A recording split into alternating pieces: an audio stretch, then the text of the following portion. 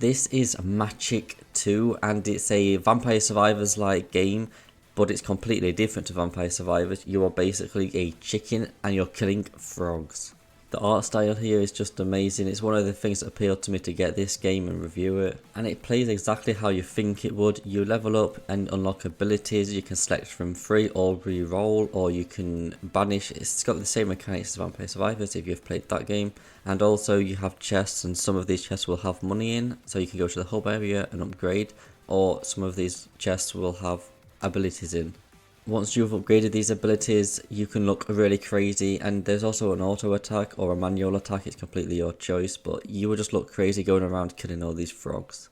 One thing this game does different to Vampire Survivors is that this game has a walkable hub area where you have to walk to different areas of the hub. The hub's really good, it's really detailed, it's got a lot of stuff that you can do inside of the hub. For starters, you have a wand. This is your basic attack, it's your first weapon that you ever use, and you can have... There's so many different ones you can do. I think there's 34 ones that you can unlock, but each wand has like abilities in the wand which you can change. So at the end of the day, you're making your own wand. For example, you can change the damage type. The default damage type is fire, and you need to spend like, I think it's 10,000 to unlock a different damage type, and then 10,000 to unlock different stats. This is just for one wand. Like I said, there's 34 or 32 wands, I forgot the number. And better yet, that is only your default weapon. You can also see all of your unlocks and achievements in the hub area. So the top left is for achievements. You've also got a mastery where you can see your overall unlocks, which is how I know how many ones there are. You also have a relic place, but I didn't actually get any relics, but I think these relics will change the gameplay massively. Maybe it's something like an evolution in Vampire Survivors, I'm not sure.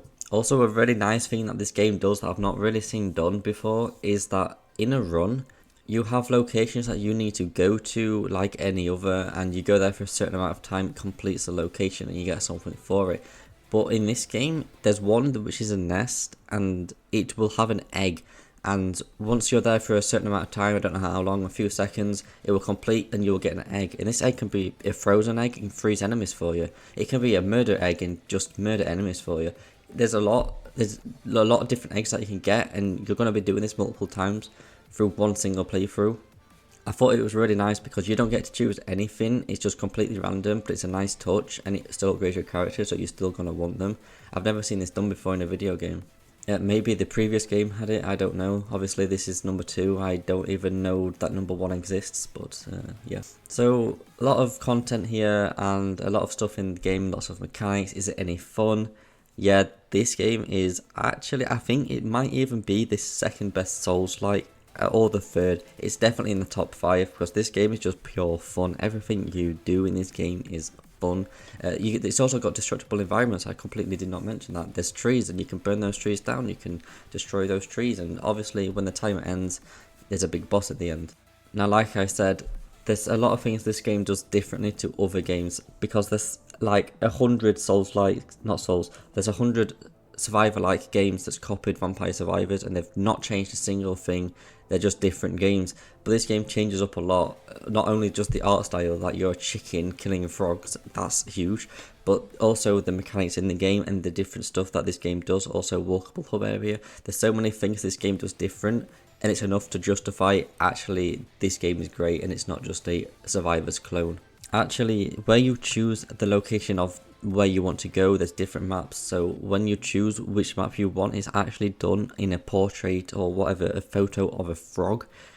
So you're climbing up to the frog's head, but exploring different maps as you're doing it. It's so cool. There's so many things. This game is so smart, the people who made it. And I think now is a better time than ever to mention the soundtrack. About 99.9% of games I play, I mute the music completely because it's just doesn't fit or match the vibe, and you probably do it too. Well, you're not going to do it in this game because this game has one of the best soundtracks I think I've ever heard. It's just amazing music, and it completely matches the tense environments that this game creates. And I will show you a clip of the soundtrack, but it's not just this one song. Like, there's multiple songs and you're going to love them all.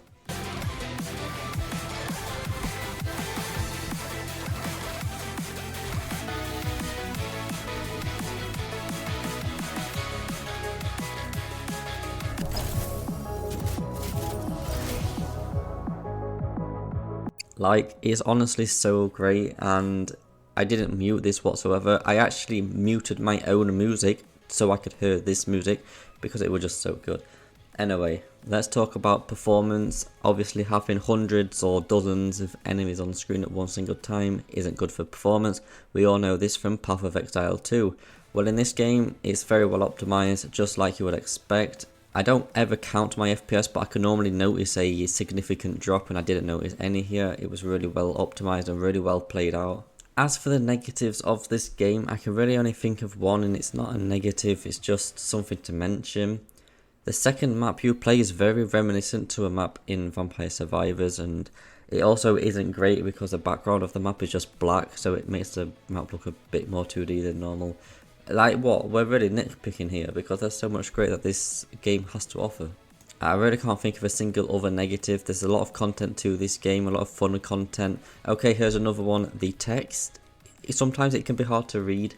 I'm dyslexic, so I suck at reading anyway. But sometimes, you know, I've really got to look at it to understand what it's trying to say.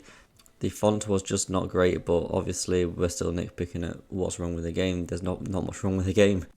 By now you already know my thoughts, and I absolutely love this game. I'm saying this is the top 5 survivor-like games. Now, this being said, obviously you're going to get more content in these other games. Well, technically this game has unlimited content, right? Because it's a survivors game and they all are. But it's not unlimited fun content. At some point you're going to run out of new content and just going to be replaying what you already have. This game does have 3 save slots, so you can just do a playthrough on the first one, complete it fully, and then come back in 6 months time, do the second one.